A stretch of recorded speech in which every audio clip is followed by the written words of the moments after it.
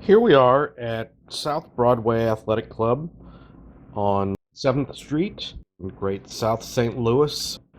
This was on August 18th, 2023 for an evening of Worldwide Magazine at the South Broadway Athletic Club.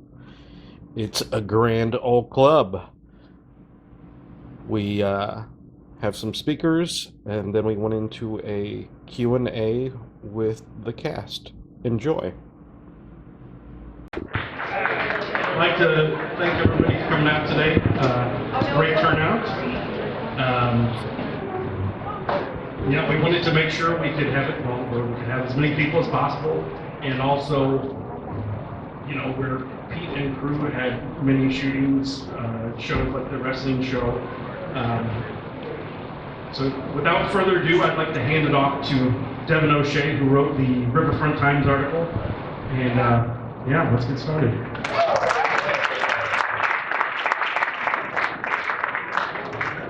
Hello all, and welcome to a night of Worldwide Magazine, courtesy of our friends at South Broadway Athletic Club and the Worldwide Magazine Chief Archivist, Jim Varagona.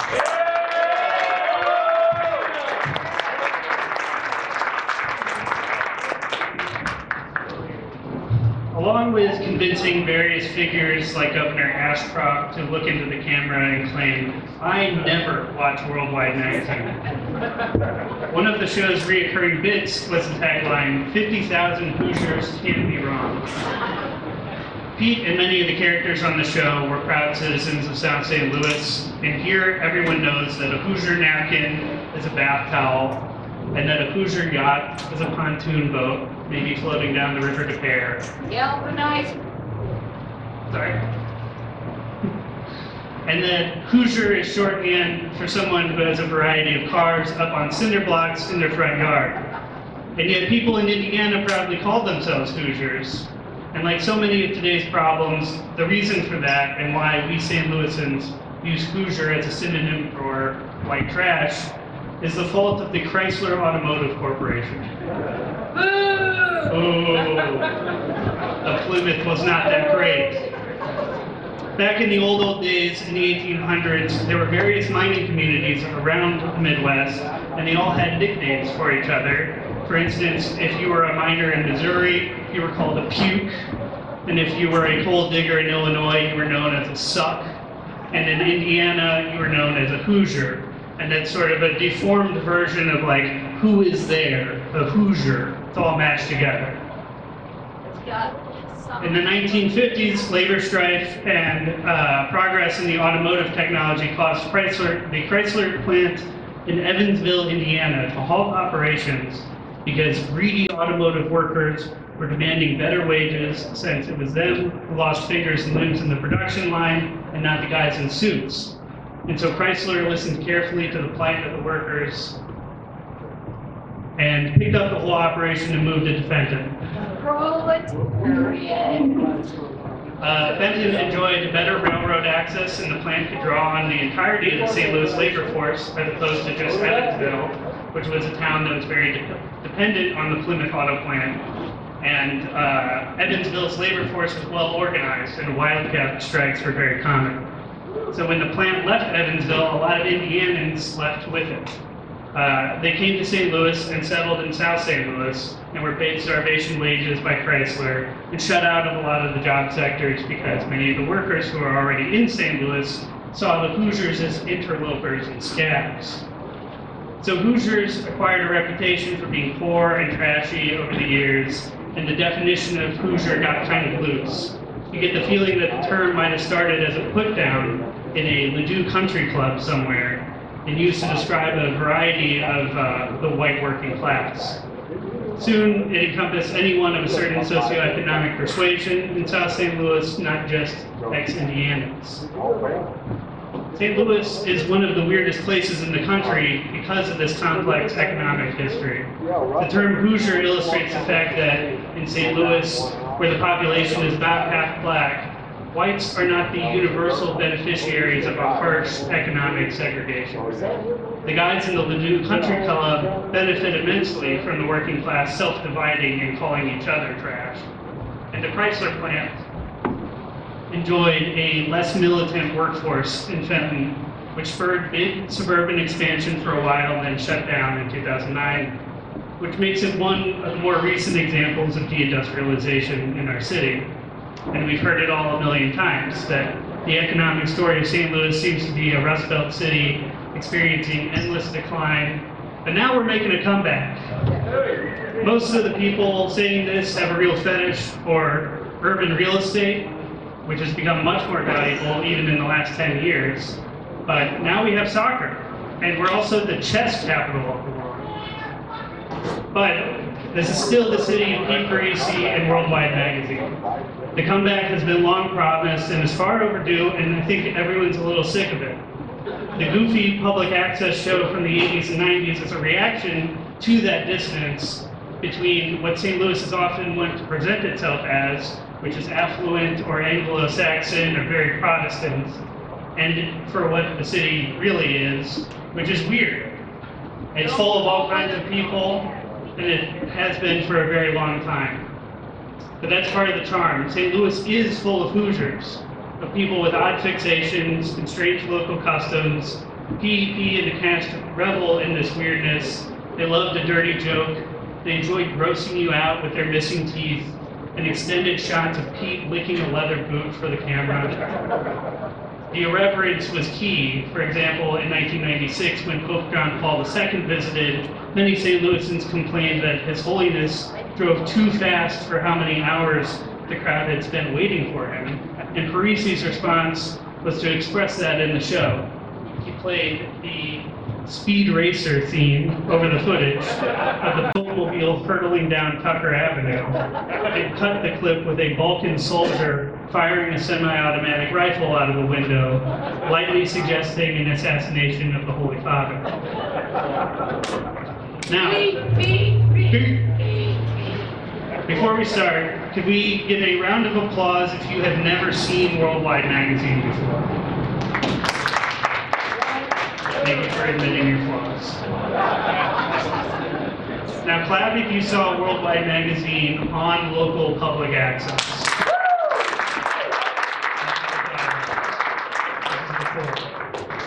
Now clap if you watched it on YouTube.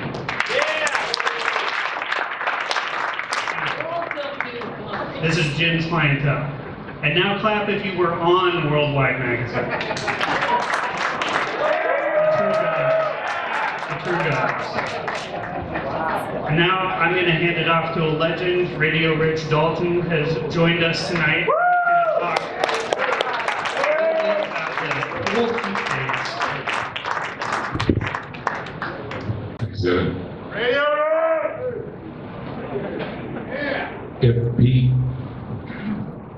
If Pete could have only known about YouTube, I mean, he sort of did in a way, because he was, using cable. But anyway, what I thought I would tell you is I knew Pete. I'm Pete's probably oldest friend. I'm the first person he met when he arrived in St. Louis. This was at KADI. I'm going to tell you a little bit about, maybe some people don't know, his radio experience. I was on the air at KADI, and this guy came into the studio at a goatee, and he was holding his cat, Bertram, one of several Bertrams, and had this kind of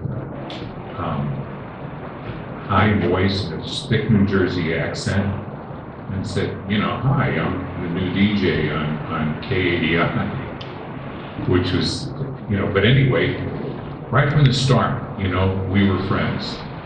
Peter was the kind of guy, and I'm sure as you know, that he didn't care what people thought about him. He didn't care what other people thought was cool. He had his own route, he had his own vision, and Peter was Peter, and didn't care. He didn't care whether it was hip or cool or not. He just had stuff that he wanted to do, and he did it. He'd go over his house, and even though KADI, this was like, I guess about 72 or so, it was a rock station. He'd go over to Peter's house, and he'd play big band music, big speeder bed, and things like that. He played the trumpet when he was in high school. Peter was recording things ever since he was a kid. Pete would play me tapes of his mother yelling at him. He said, when I was in a band, I played trumpet in his high school band because I always played real loud. And he would play a tape of the band playing, and there's the trumpet. It was real loud, you could hear it. Pete also, as any of you who know Worldwide Magazine, Pete pushed boundaries and very often pole vaulted right over them. At the radio station, he made this newscast.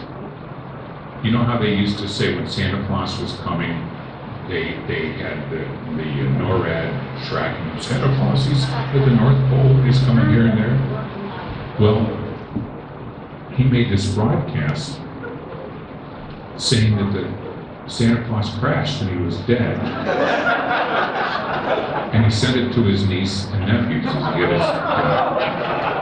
his sister Doris.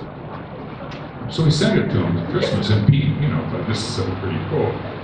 He's got a tape of his sister Doris going, Peter, you told 4-year-old kid that Santa Claus was dead. And Peter was at a loss. Why is my sister mad at me? I ended up explaining lots of stuff to Peter.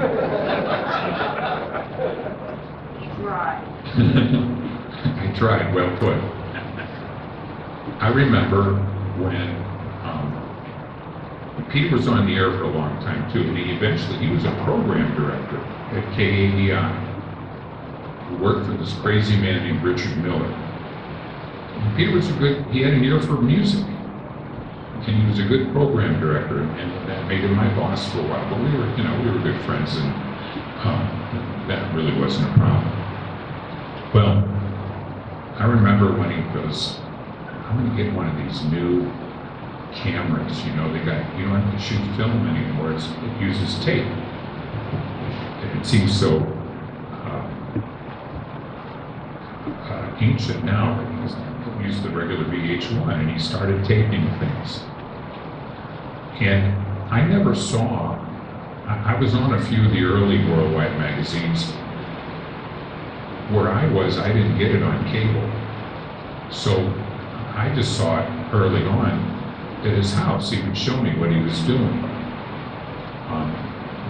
He used my daughters in a couple episodes. I was in a couple. Although I will have to say, after a while, I kind of said, Pete, I kind of want to maybe bow out. Because I thought it might only be a matter of time until I get involved in something that maybe, he'll jump over a boundary that I wasn't. But anyway, I just wish Pete could see this. I wish he knew about YouTube. I wish he knew how so many people came to appreciate what he did. The best art, the best stuff that is made comes from inspiration. He didn't set out to think, yeah, I'm going to do this, I'm going to become famous and make all kinds of money. That wasn't even possible then. He just had this vision, he had this inspiration, and he went out and did it. And here we are now, all these years later. So, thanks, Pete.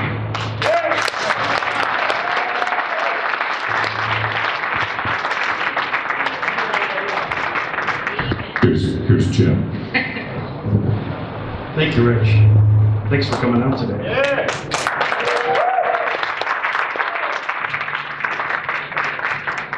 So, my name is Jim Varagona. I'm the keeper of the Pete Parisi archives. Like I said, it's wonderful to see the response and turnout for the events. More than 20 years since the show aired on TV and since Pete passed in 2002. First and foremost, I do want to thank the South Broadway Athletic Club for having us. Bob, Jeff, Sarah, Ryan, everyone that helped push this along.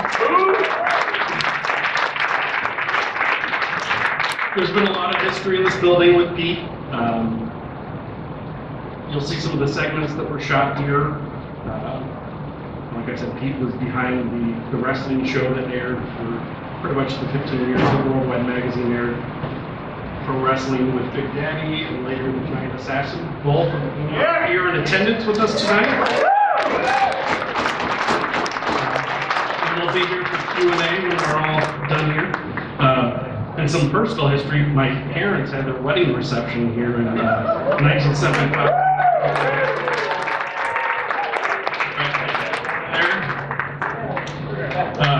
But we wouldn't all be here tonight if it wasn't for Pete Parisi. This was his creation.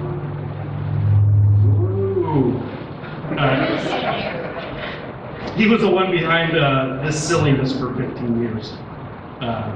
He's the one that sat and edited these episodes together, that assembled this cast of characters, many of whom you'll see on the screen, and you'll get to hear stories from tonight.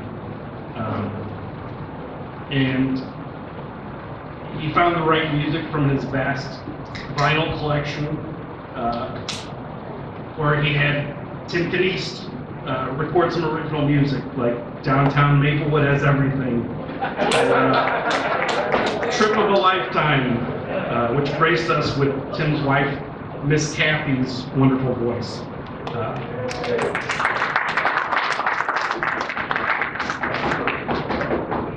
So I do want to mention Pete was recently inducted into the Independent St. Louis Wrestling Hall of Fame. And now has an award named after him. So that's pretty cool. Maybe next we can get him into the local media Hall of Fame. And push that. And let's hear it for the cast of characters that we have with us tonight. We'll tell as many stories as we can and take questions from the audience. It should be a lot of fun. So over the 15 or some odd years that the show ran, Pete aired variations on close to 230 episodes. It's impossible to include every cast member that was on, or all of your favorite bits. So you might see some familiar segments and others that you maybe haven't seen before. I encourage you to explore what's out there on YouTube, things that are posted to the Facebook pages, the Worldwide Magazine and Pete Parisi pages. It's entertaining, it's controversial, edgy at times. I think the staying power is that it's an excellent look back at a time in our city's history and the people that lived here. So, without further ado, here's Worldwide Magazine.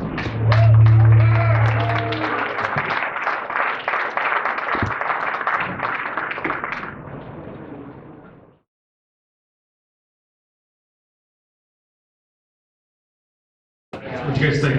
Sorry about the audio. Audio signal's a little off. Okay, so if I could now get any of the cast members in the house.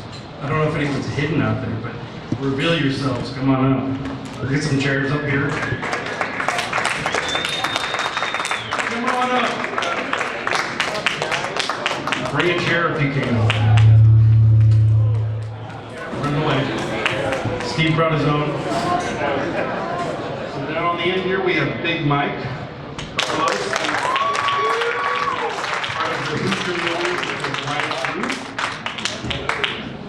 We have Angelo, who was Conway Low and Uncle Newsio.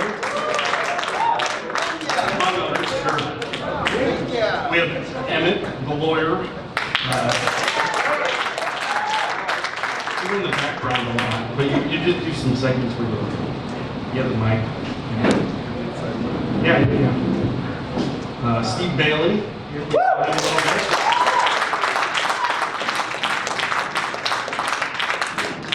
We got Big Daddy here. Come on, Big Daddy, get up.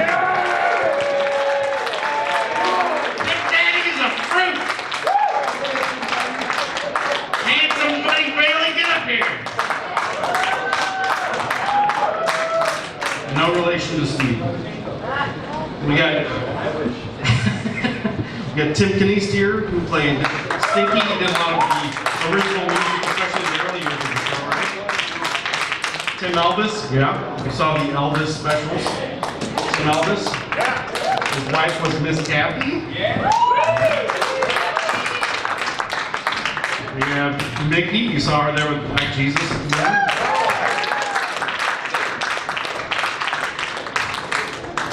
Snotty Dave Dump Truck Perry.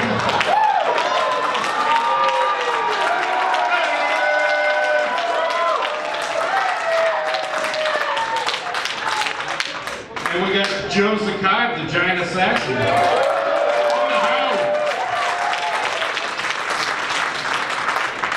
And if there's anyone else hiding out there, please. Rodney over there, right there, Rodney. Rodney, hey Rodney. Rodney was in a shot. Yeah, you want to get that?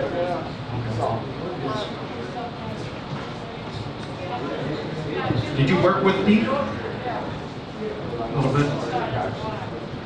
Rodney was a cabbie, right? And he's in one of the shots at the picnic, right? Yeah. Okay, cool. He's got a cool Black Jesus shirt here, too. From one of the original picnics, right? Like 96, 97? Cool. Let's hear it for you. Let's hear it for you! No? Okay. So we've had a couple of these events already, talking about how people got into the show.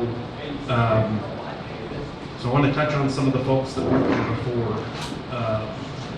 So we kind of get an idea of how you got involved. Yeah, take it from there. So I'm Emmitt McAuliffe. I was a straight man. Yeah, I was a straight man, and so I'm not going to say anything funny tonight. If you think anything that I say is funny, you need to get your funny bone x-ray. But I was a public defender during those times, and Pete was always very fascinated with the law. I think he watched reruns of Perry Mason all the time. He always called me up with a legal question, and then he started throwing me in as a sort of a straight man. And I interviewed Fred Willard, and I did a scene with Mickey that was based on a Henry Fielding novel, and I did a few sort of straight things that were enjoyable, but I think the thing that's probably most notable about Pete was that he had a Pied Piper quality, where people would discover him on public access late one Saturday night and say, I got to meet that guy. And back then you could just look under the P's and the white pages and call him up. And I called him up and told him how funny he was. And at the end of the conversation, he was saying like, oh, by the way, I'm going to be out at Gravois and Gustine, and next Saturday if you want to come out, just observe. And then if you were observing, he would inevitably throw you into a scene. And for me, it was always straight man. It wasn't funny, but he needed a few straight men for a few things, so I sort of participated in those. But I just think it was an amazing show. It's a time capsule of St. Louis. I can't believe that we're here still talking about it. It's wonderful that we're still talking about it 30 years later. And I just want to say finally that there's a whole lot of Hoosiers in this room.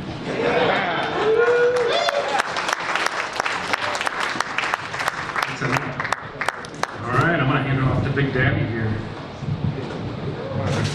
And somebody. All right. I didn't stay around very long. The way I got into Worldwide Magazine was cable television came to St. Louis. Yeah, cable television came to St. Louis. Cable television came to St. Louis, and they had this thing called public access. So at that time, I ruled the wrestling world down here at South Broadway Athletic Club. Yeah, you can see right where the ring was, right here. This is where I stood most of the time. So anyway, I was taking the tape, we were videotaping it, and I was sitting in front of a camera, television, I should say, with two video recorders. Yes, thank you, I'm sorry. I'm used to talking about it. Two video machines and myself and camera. And like a max headroom type thing, and I change hats or glasses and stuff, and then introduce the matches. So I did that for a couple months, about 3 months, and then Ziggy Zelmo, who you all know is the Crazy Reaper Man, who, by the way, passed away. Really good friend of mine, passed away about 4 years ago. Great guy. I worked with him for 18 years. Anyway, keep going. He ran into Pete. We both seen Pete's show, going, man, this is weird stuff. And he ran into Pete. Ziggy ran into Pete at the License Bureau on King Skyway at Filer. I don't know if y'all remember that one. And so just what Emmitt was saying, he said, hey, I'm doing some stuff over here, and might you come and be in the show with me? So we thought, well, why not? So the first show we did was every day I used up a year's worth of buff. We used that one, and there was only two of them. The other one was Nice Guys Finished Last. And so Ziggy lived he lived in the house that the Michaels guy lived in, where he got his legs blown up. Remember the Gangster Wars? Yeah, he lived in the apartment there. Anyway, so we decided we're going to go in there and say, what are we going to do? So Pete says, why don't you beat me up? And I go, no problem. So I was sweeping the sidewalk like all you Hoosiers do in South St. Louis. And he'd come up and make a few cracks, and I'd beat him up. And the major, so we started being in the shows, and then Pete once said to me, your show really sucks. And I think, yeah. And so he decided he would edit my show for me. And you folks don't know hard times, insanity to sit in a room that's about 5 by 5 with Pete Parisi, non-filtered cigarettes, up until 3 or 4 in the morning, editing a wrestling show, because Pete was professional. Pete went everything perfect. If you listen to anything that he ever did, the music is spot on. It's amazing. It was incredible. Yet there were many times when I threatened him with death in that room. There were many times when I thought that Pete needed to be beat up, and maybe I would do that. But then, what glory is there in beating Pete up? Think about it. It would have been a good thing. So, got to do that. Got to do a few shows. And this kind of went on and went on. Ziggy's dead. Joe Don, Vegas Joe Don in the wrestling shows. Heard a lot of the wrestling tonight. I was happy about that, but I was also in a situation where I didn't get to see so much stuff that Pete did. And you know, the other thing you got to see was how crazy Dave Dump Truck Perry is. Well, radio. Let me tell you, folks, there ain't no faking that shit. No, there ain't no faking that shit. So anyway, that's how that started. After a few years, Pete made some decisions that I couldn't agree with. I couldn't put myself out there. You know, Pete was Pete. He couldn't do anything to go with him. He was a genius. I loved Pete. I wasn't with him for the last 4 or 5 years of his life. However, I will tell you this, that I was the last person to see Pete alive in St. Louis. He was in the intensive care unit down at the hospital, Southside Hospital. Answer that phone. I went in there, and he had tubes in his nose. His teeth were hanging on you know, it was horrible. And yet, I gave him a haircut. He looked really damn good when he did it. And so we put him in.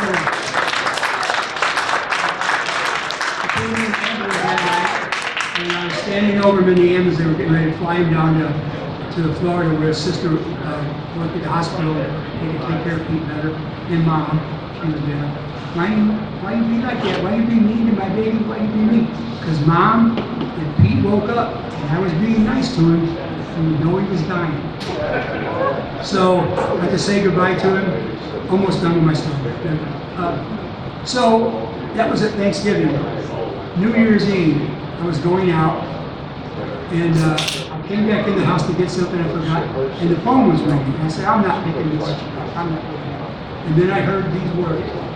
Hey, Big Daddy, It's Pete, hey Daddy, it's Pete. And I grabbed the phone and I said my famous line, for people haven't seen for a while, I thought you were dead. And he said, no, I woke up yesterday, they gave me something to eat today, and I'm doing really good. I said, Pete, you get ready to leave, I'm gonna call you tomorrow. I called him 2 days later, he was dead. They gave him money, they gave him food. This is really funny, isn't it, folks? Sorry. Let's get a little bit of insight. They gave him some food, and it backtracked up into his lungs, and he suffocated. It's a nice place. It's a trip of a lifetime. So anyway, that's pretty much my story. The giant assassin came in when I was into wrestling, and I was just too fat to wrestle. I'm serious, man. I was like 415 pounds, you know. And when you're in the wrestling business and you're planning on landing on your elbows and your knees, ain't good for business. Thanks, Big Daddy. Thank you for listening. Thanks for coming. Giant assassin. Let me go before him because I think that's going to be an all-nighter here. That's past my bedtime already. Thank you guys for coming. I started working with Pete after Big Daddy decided to get out, and I can say right now, but I don't have a big speech like him, but I got kicked out of more places with Pete Parisi than any other time in my life.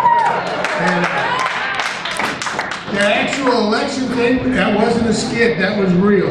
And he was filming most of the whole deal when I ran for alderman. Now, can you imagine if that guy alive today and could hook up with Donald Trump? There wouldn't be no problems there, would there? Thank you, guys. Thank you. Does anyone else want to add anything before we open it up to the crowd? Go Trump! No? Does anyone out there have any questions right now? We'll run the mic up. No? What's your favorite South City bar? Favorite South City bar? It's closed. Dino's Bungalow. Yeah, let's talk about the times at Dino's Bungalow. How did Pete get hooked up with them, and they would come to the wrestling matches? Dino's wife, Mary, I think she was a wrestler or something. She came, and so then she would invite us over to the bungalow after the show, so we got to be go to the wrestling, and then he hooked up there, and anniversary show there. And that's how we, of course, all of us wrestlers who love nothing more than some free beer, be right there. And that's how it goes. And more and more people have seen the girl with Dave in the leather outfit, stuff like this, and people would just show up and say, oh, what's going on? People would just show up. It was pretty incredible, actually, a great time. Dino's Bungalow was the place. I was, in the 80s and 90s, I was sort of a player. I didn't get married till I was like 34. And that used to be my shit test for a girl, was to take her to Dino's. And if she hated it, it was done. But if she somehow got it, then okay, this might happen. I was going to say the first anniversary show at Dino's Bungalow was absolutely packed, because it was half of the old rummies that spent their entire waking lives inside Dino's, and then the rest of the Hoosiers filled up the other part of the bar. It was quite the place.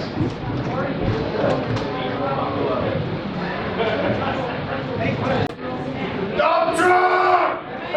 Dump truck! Okay, I understand.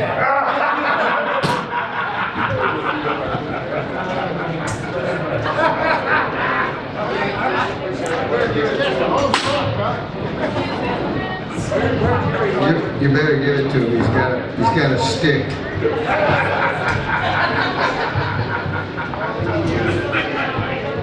Well, I tell you, I don't know a lot to say that I hadn't said the last time I was here. But right now, the biggest thing that it gets to my heart is seeing you people. This 30 years later, and look who's here. I would have never thought we'd be here in South Broadway doing it. Joe.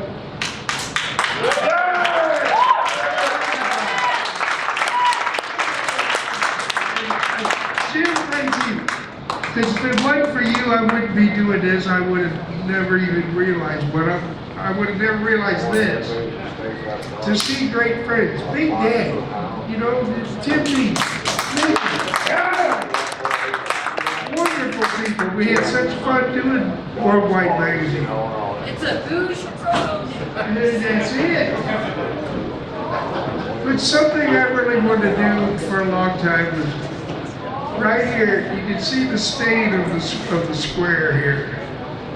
Many times I've lost a lot of blood out here. I've lost a lot of skin. But the biggest thing I wanted to say is I'm the hog with the big nuts around. One quick story, one of my favorite stories. Fred Willard come to town because Pete won this contest called Access America. So he came to town to spend the day with us. Well, of course, my whole spiel was that what the hell did he come to see Pete Parisi for? Man, I'm the star of the show.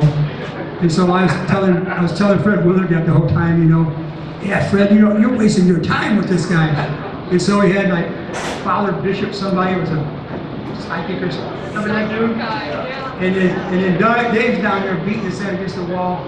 No, actually beating his head against the steel paper box in front of the Globe Drug.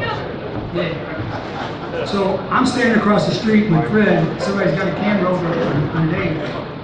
And I'm saying, Fred, you're just wasting your time. Come on, man, put something together here, you know?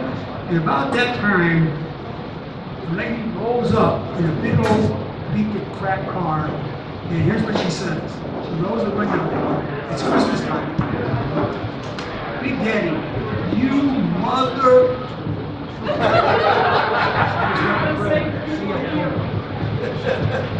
Anybody got any more questions? I can tell stories all day, but let me tell you.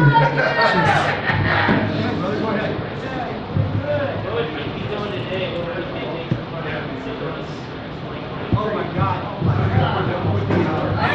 The politics in St. Louis today, Pete would probably get beat up a lot. You know? Oh, one more story, Pete. So we spent a lot of time on Cherokee Street. I don't know why. That was where the Globe Drug, the real Globe Drug, not the other one. The real Globe Drug. Then there was a doorway.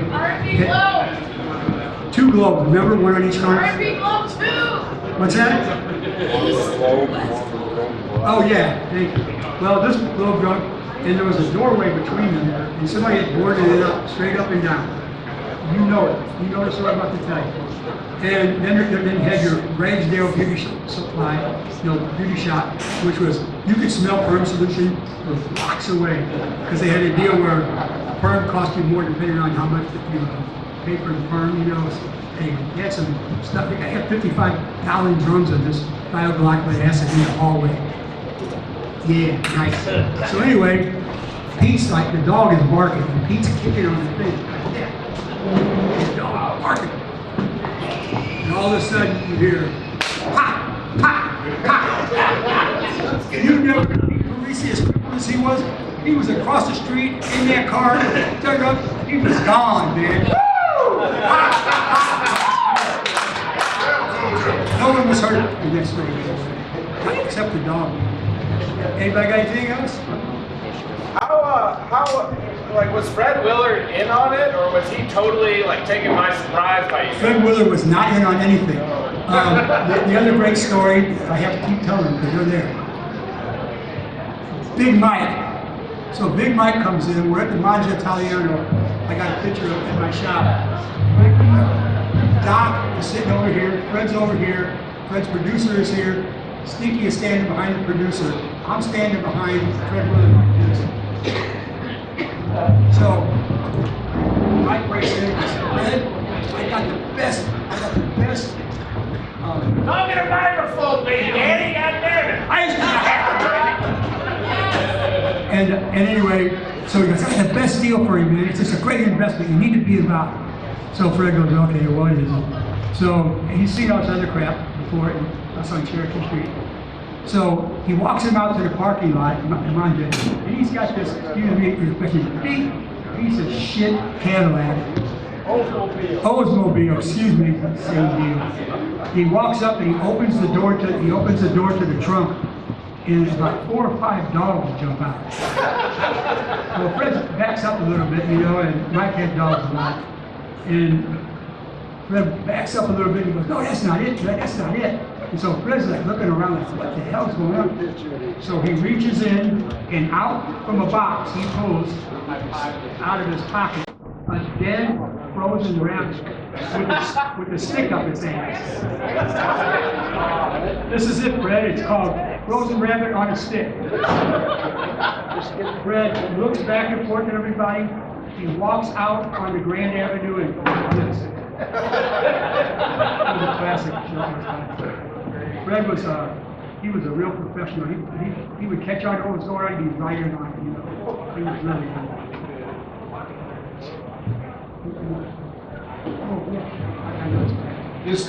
I'll come back. Just talking about Fred Willard and Big Daddy mentioned what a professional he was. That day was so cool to be around him and watch him work, because you know you were close up and you could see his mind was working and how he was going to respond to the crazy situations that we were putting him through. And it was just a great day. Well, when he got back to California, he set up a videotape, and his wife was sitting on a couch, and he was operating a video camera. And he said, well, I got to make this video for those crazy people in St. Louis. I want to thank them. And his wife was like, I don't know why, they sounded terrible, you know, that sort of thing. And so Fred is just talking about how crazy we were, and how stupid, and what a terrible day it was. And it finally goes, I guess I'll turn this thing on now. And he reaches over and turns the camera off. And that was his shot. It was so cool to see him perform like that on his day in St. Louis. That was really something special. I was on the episode of picking him up from the airport, which that was Pete's genius. He saw most people would just wait till he gets to St. Louis and do the shots. It was the whole excitement of picking him up to the airport. And I remember you, Tim, were so excited to meet Fred. You had his name wrong or something like that. Fred Willard Scott, yeah. He's on the weather every morning. Right. And I remember you crashed my head against the phone booth because I wasn't moving fast enough. You were so excited.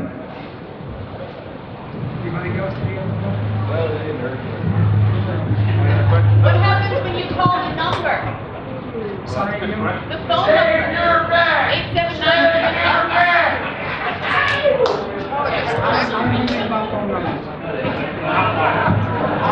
He originally set up the hotline because, like you said, Pete used to just be in the phone book.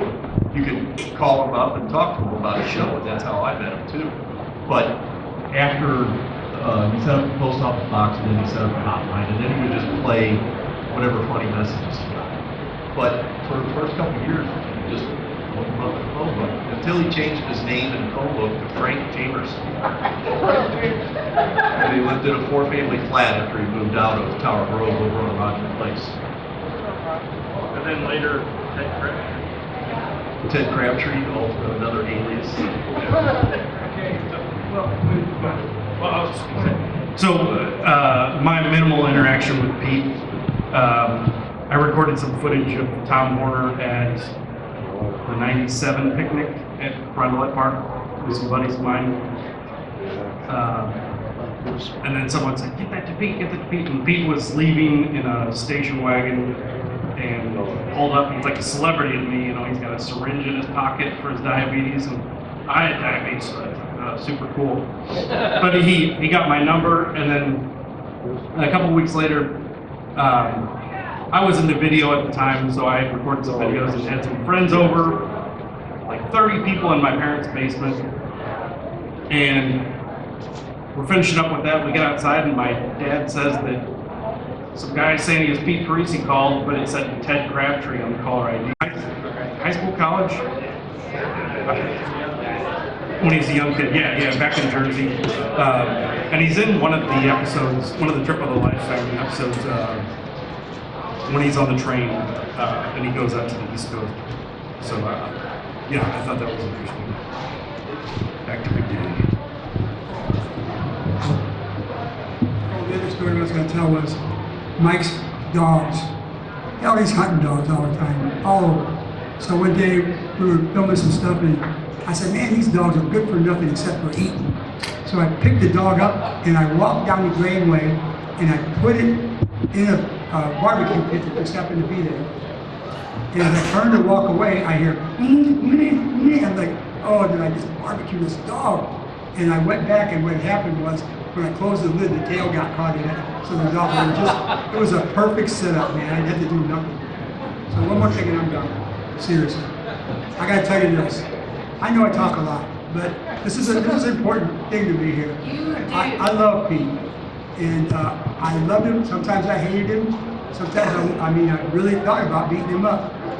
But what would I gain is what I'm saying.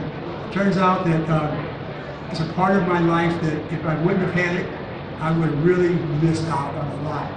And I can't thank God or whoever you want to thank enough that I got to meet Pete. Once again, wasn't always easy, wasn't always kind, but it was always with love that I just loved you. And that's all I can say to you.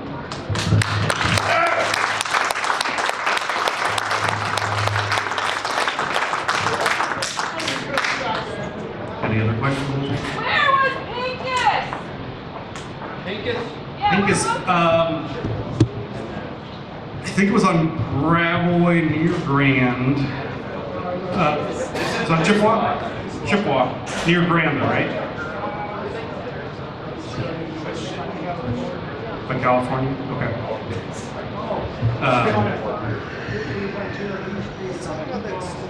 Cherokee? West of Jefferson, okay.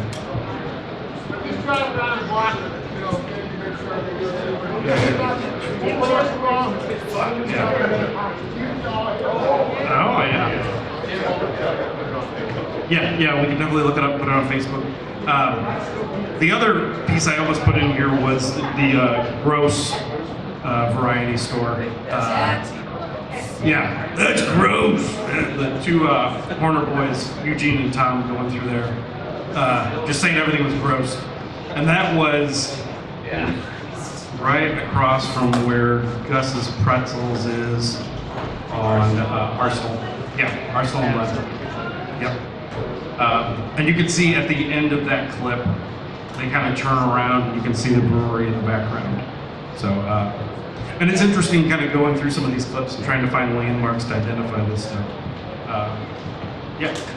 What the hell was that thing in Vince's? He was showing on? Herniated belly button. Yeah. And actually, that is absolutely gross. And actually, I had to cut that down quite a bit. It actually goes on for several minutes of just that repeating.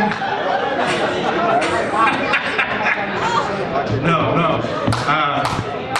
Because it kind of went with the initial opening there, and I was like, oh, I'll leave it in there, but then it just keeps going, and I'm like, it's a little uncomfortable. Which, I mean, sums up a lot of the clips of the show. You can sit there and like cringe a little bit. Yes. Yeah, Pete would just let it run, and that were trying to get on camera, he would just give them the microphone and let them be on camera. They'd wear themselves out in 30 seconds. which is how he found many of the people that would repeat appearances on the show. I got a trivia question for the audience. Does anybody know who the artist is of the theme song? I know two of them. One of them is Red Nichols and his 5 pennies with a China Boy. The other one is Fletcher Henderson and an orchestra, and it's called Tiger Rag. Go get yourself a sticker. That's right. Pete turned us on to so many cool music and movies like Russ Meyer. I mean, he had so many interesting tastes. So there's a box set of Fletcher Henderson that I own, prized possession by my stereo, thanks to Pete. St. Louis's John Wall. Yeah. Where's the Thurser Roaster located? That's what we're gonna get to. Yeah, we'll get the answer to the Terster Roastery. Yeah. Pincus Variety Store. Mrs. Pincus. It's on Chippewa Street, 3 blocks or 4 blocks east of Jefferson Street. So on the left, right before you get, I think it's California, there used to be a sporting goods store and a junk store. It's right there. Yeah. It's kind of a junk store of its own.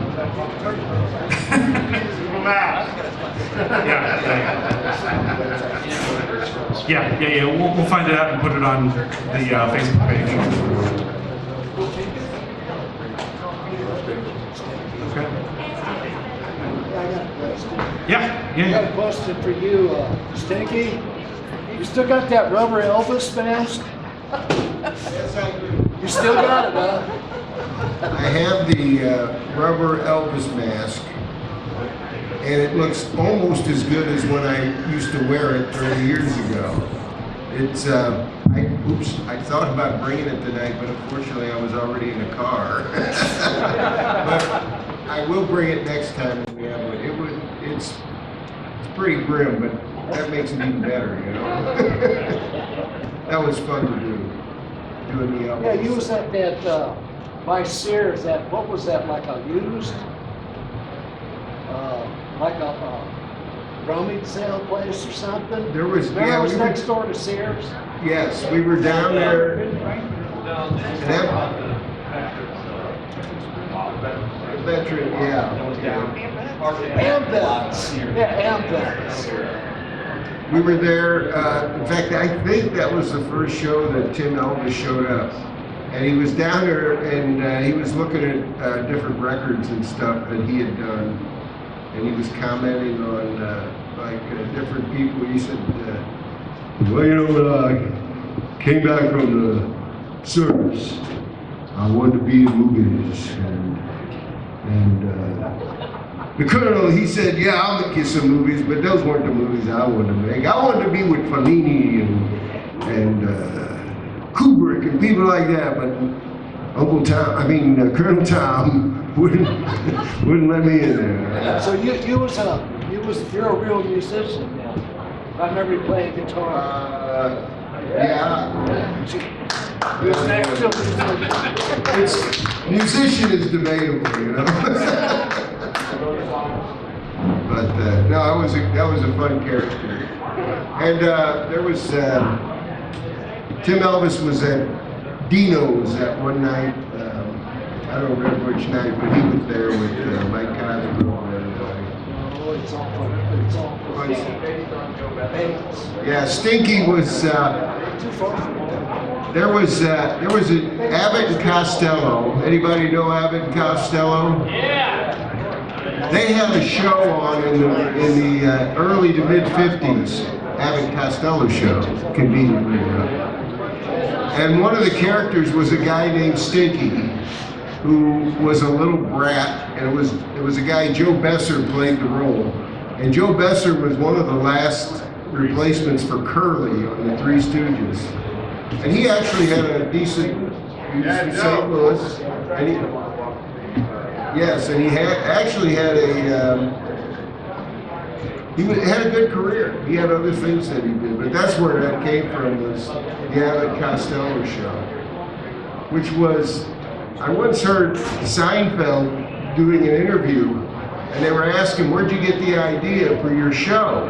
And he said, we loved the Abbott and Costello show from the 50s, and the attitude of that show is what we wanted to do in Seinfeld, where there were no good people. Everybody was mean. So anyway, and Abbott and Costello, you can watch them on YouTube. They're still funny. Well, thank you very much. And now for my next election. Are people getting ready to leave? Is that right? No, maybe? I want to get a group picture before people take off. Thank you, Jim. What do you want to know about the archive? Okay, so money raised tonight from the door and merch goes to getting the remaining 3/4-inch broadcast tapes converted.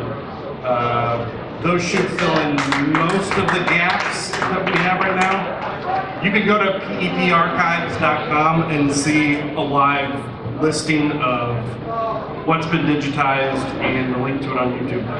I try to update it if I notice that something's been blocked for whatever reason, copyrights and stuff like that. Thank you! Yeah! I would assume that a lot of the issues would be because of music, because Pete was using basically albums, and everything is, somebody owns the rights to it now.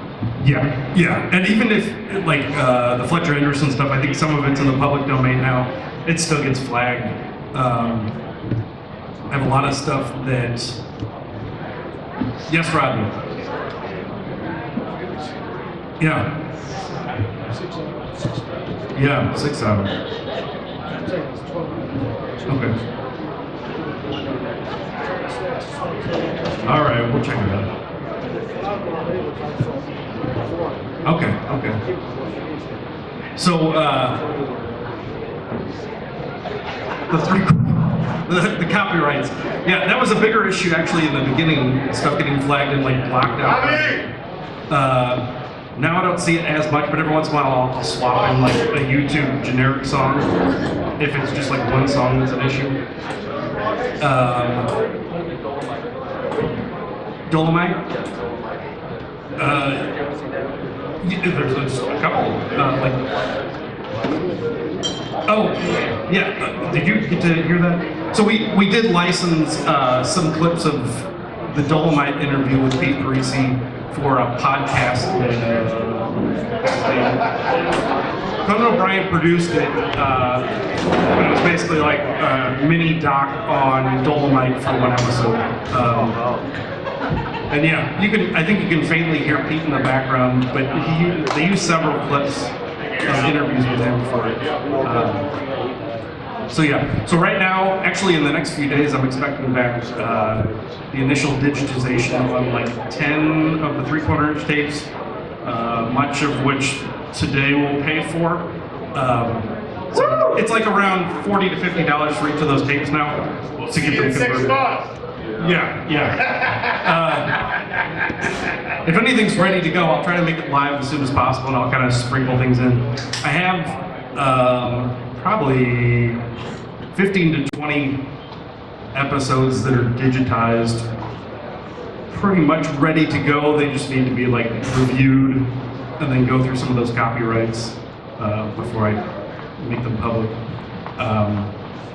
So yeah, I mean, I'm just a regular guy, I got a job, I got a family, sprinkle things in as I see fit. But then I publish it as soon as I can to the page, new upload, But watch the stuff, share it, it helps. It makes Angelo happy. We see those views low sometimes, and then we see bigger ones. Like the trophy room one blew up pretty well recently.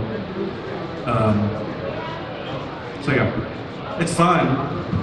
Hey, how did you get a hold of all his tapes? How many episodes are there total? I'm thinking around 230.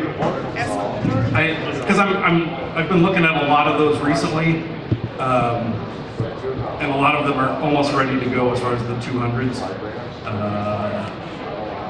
It's hard to see where exactly it stopped. He was very detailed in notes as far as when things would air, and things were plotted out into the time that he passed away. So I don't know how far in advance he did that. But yeah, I'm thinking somewhere in the 220s, but I don't know for sure. How did I get the tapes? How'd you get a hold of all of his tapes?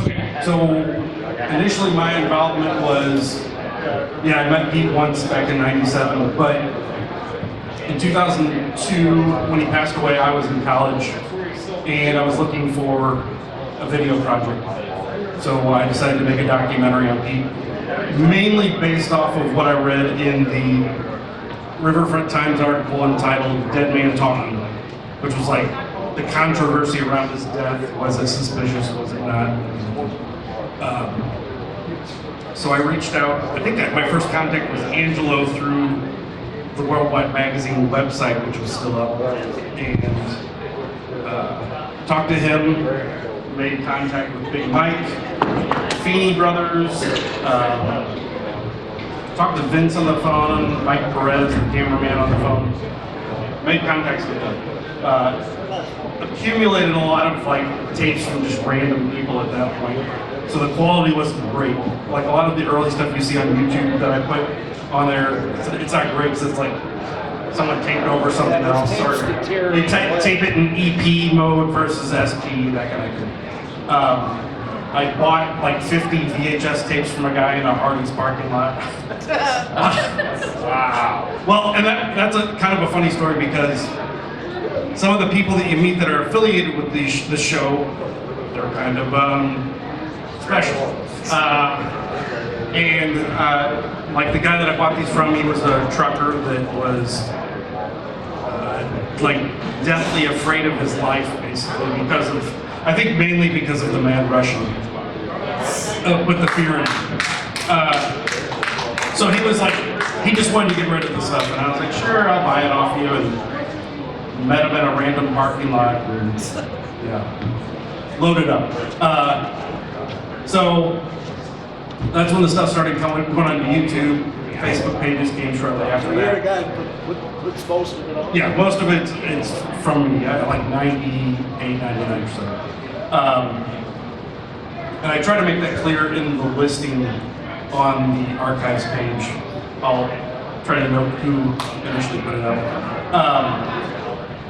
So, fast forward to what, like 4 years ago, 3 years ago. Linda, Pete's girlfriend at the time that he passed away, his daughter went to the same high school and college as me. Weren't in the same class, but we knew each other. We were Facebook friends at the time, but just like acquaintances. I had asked her in the past if anything was still around. She said no, she wasn't aware of anything. But then she said we came across some boxes. She said there were like 7 boxes. Would I be interested? She wasn't exactly sure what was in there, so I said sure.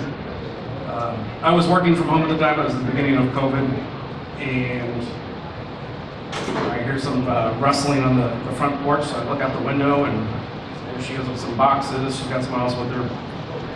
Then I look down the street, and there's a pickup truck, and it's filled with boxes. So there were 37 boxes of tapes that were found, as I understand it, spread out throughout her grandmother's house.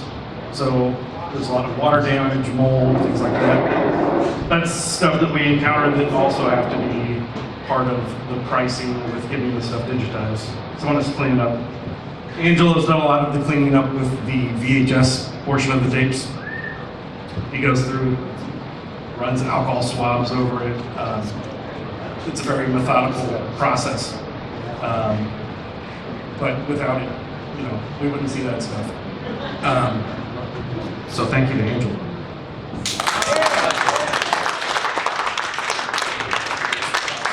So how much is left of the archive? I'm not exactly sure. And the other thing that does come up is there's like different versions of the same episodes that he'll do. And sometimes it's worth putting those out there, other times not so much. And it kind of depends on the quality as well. So, I would say we're probably like a couple of years at this pace from like the fullest completion of what's there, given money concerns and my time. But I've had a couple of offers to take it off of my hands, but I don't think even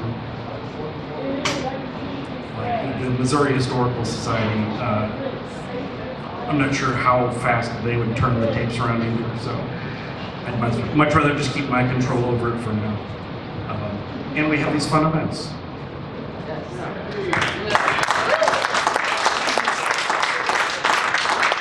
I do want to ask, and I don't want to put him on the spot, but Big Daddy, you did mention when I talked to you about some of these tapes being in your hands. Do you know the chain of custody?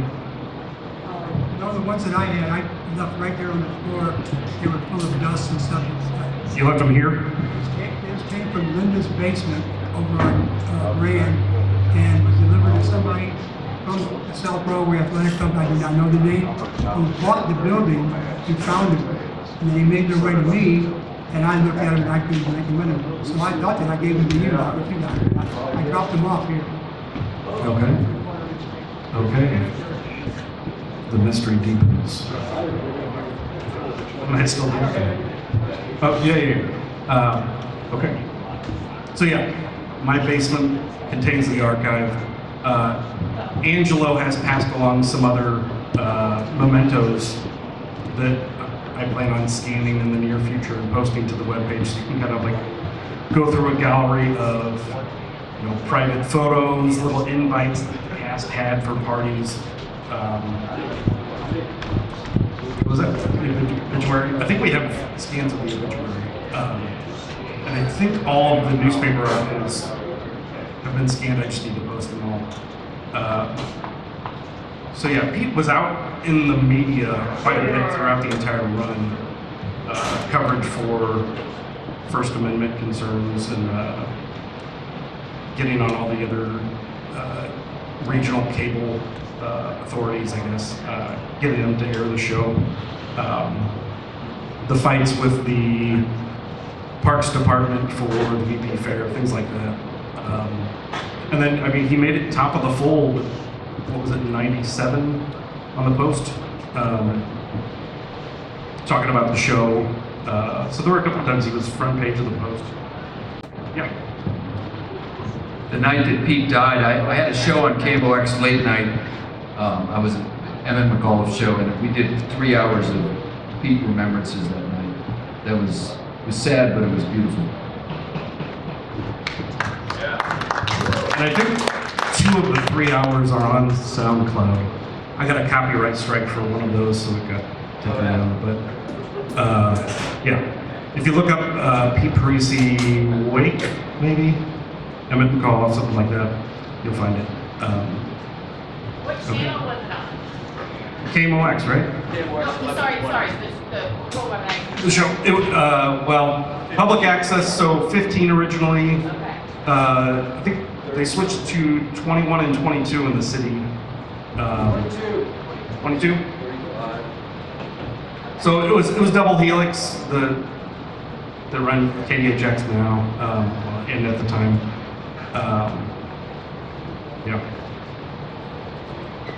One of the jokes, I don't know if this is intentional or not, but when they were at Schweigangle talking about Gary Hayes, Ernie Hayes, being kicked off of, the show, they were playing organ music. And I'm thinking, does he think it's Ernie Hayes that he's talking about? Or is it Bernie Hayes? Or was it, I'm sure knowing Pete, that probably was a joke. He's just playing the organ music, because ordinarily it would be like, some old jazz stuff, but it was. I know you people don't care, but there's actually a movie out called Red Nickels and Five Pennies. It stars Danny Kaye, who I don't know if you know, but actually a great talent, just happened to be Jewish and gay, which didn't help him out a whole lot in Hollywood. But the band that he had there were 5 of the top band leaders that went on to have big bands and stuff. It's a great story. He gives up everything for his daughter. It's called Red Nickels and His 5 Pennies with Danny Kaye. You can read it anywhere. Pete did have a music show late in his career on KWK 1380. Anybody remember that? It was short-lived, like a lot of Pete's ventures that he did not control or get paid for it. I think Maria Kina fired him. So from KWK, but he had a show with music and talk, and it was wild. It was just too wild for any AM radio.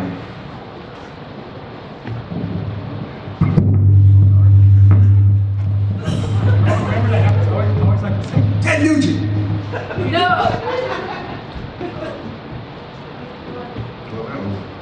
This is called a senior moment. The radio show. He also had a radio show on Double Helix Radio for a while. Same kind of show, and it was really funny. but he played, it was pretty much a music show, and he featured all kinds of jazz, but all kinds of other music. And one time we did a show, and Pete would do these shows in advance. And one time, Miss Kathy and I we were in Pete's apartment, and he was doing a show. And so he said, why don't you guys do something, do something silly. And so I don't know why, but we started talking in German accents. And anyway, when Pete put this show on the air one night, the guy that was running the tape, he cut in the middle of the show, or at the first part of the show, he says, I just can't stand this show. This is horrible. I don't understand how this ever got on the air. And he turned it off. And Pete was listening. Pete went nuts, called the station, yelled and screamed. The guy came back 5 minutes later. He said, well, they told me I have to play this program again. So he turned it on, I swear. 10 or 15 minutes later, he cut back in with, I cannot stand the show. I refuse to play it. And that's kind of describes Pete's relationship with Double Helix over the years. They just did not believe that he should have been on that cable access TV.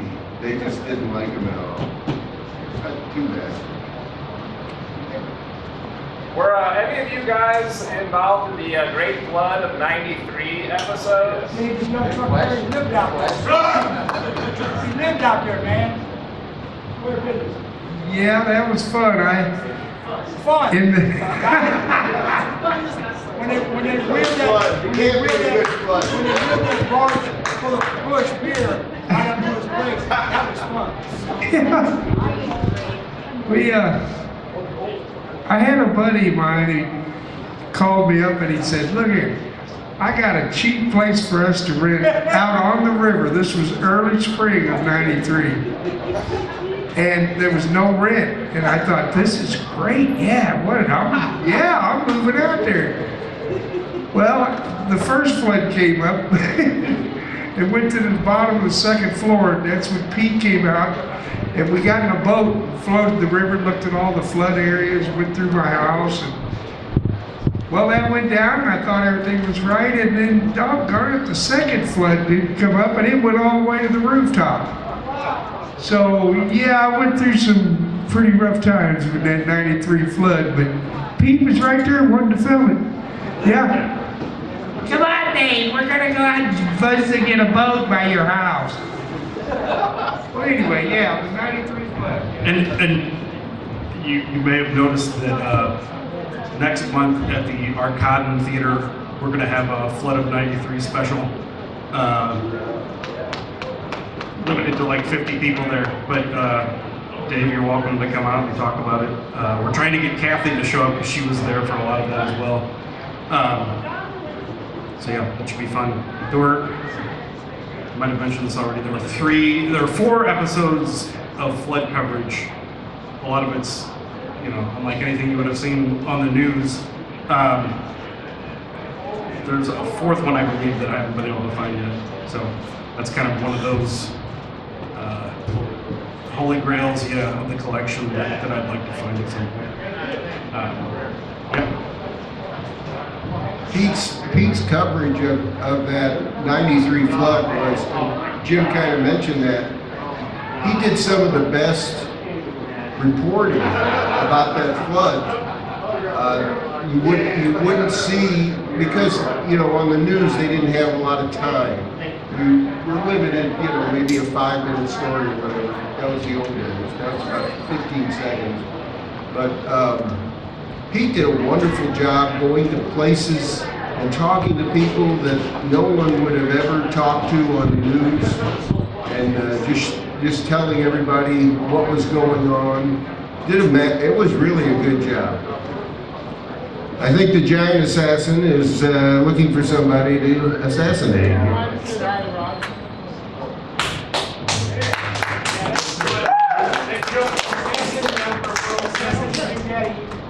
Can't have one without the other. Come over there, buddy.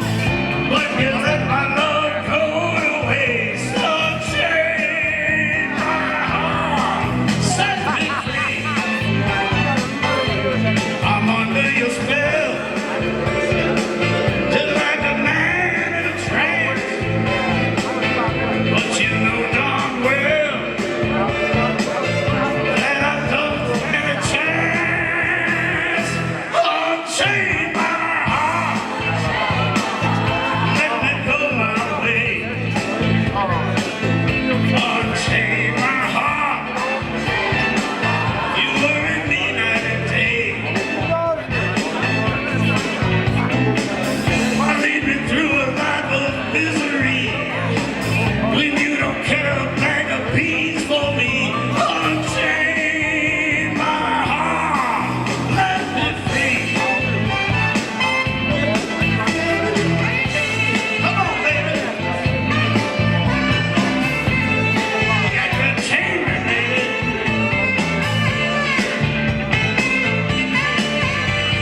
You don't love me. You gotta let me go.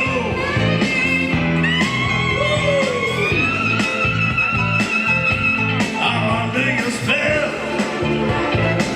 just like a man in a trance. And you know darn well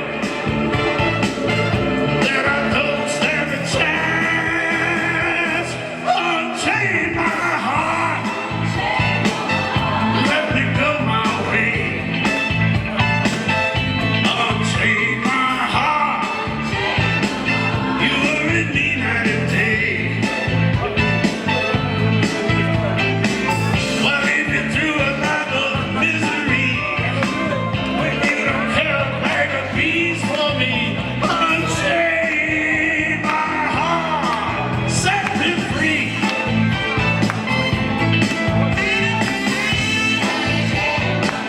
You got to let me go, 'cause you don't love me no more. Baby, you got to let me go, 'cause you don't love me no more. I'm like a man in a trance, and I don't stand a chance. Baby, come on, unchain me, baby. You got to let me go. You don't love me. You know you don't love me. Baby, come on now. Let's finish now. Come on. Whoa.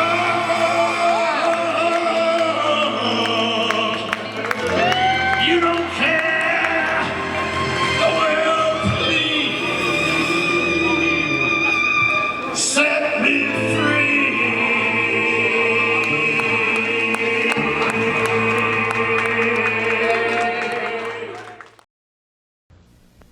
I want to go where the Hoosiers go. I want to do what the Hoosiers do. You won't catch me in museums or the zoos when I can go to Trader Bob's Tattoo. You won't find me in a library nook when I can go to Bob's Adult Book. I don't mind what I do because I'm a Hoosier just like you. I want to go where the Hoosiers go. I want to do what the Hoosiers do.